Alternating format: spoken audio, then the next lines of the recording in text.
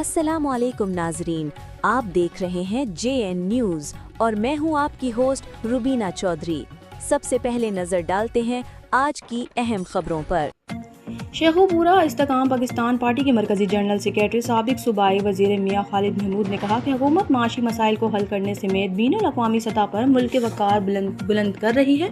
अंदरूनी बैरूनी सरमायाकारी के लिए मरतब किए गए हुकूमती पॉलिसियाँ सूदमंद साबित हो रही हैं, जिनके बायस मुख्तलिफ ममालिक पाकिस्तान में सरमायाकारी कर रहे हैं। पाकिस्तान खित्ते का अहम तरीन मुल्क है जो चीन की शराकत से CPEC मनसूबे को जल्द अमली जामा पहनाएगा ताकि मुल्की माशियत को दवाम हासिल हो सके। कर्जों पर इन्हिसार की बजाय हुकूमत सरमायाकारी पर जोर दे रही है। IMF से अब आखिरी बार कर्ज लिया गया है। जल्द मुल्क की माशियत इस कदर तवाना हो जाएगी कि पाकिस्तान को कर्जों की जरूरत नहीं पड़ेगी। दोस्त ममालिक से सरमायाकारी के लिए जारी हुकूमती कोशिश रंग लाई है।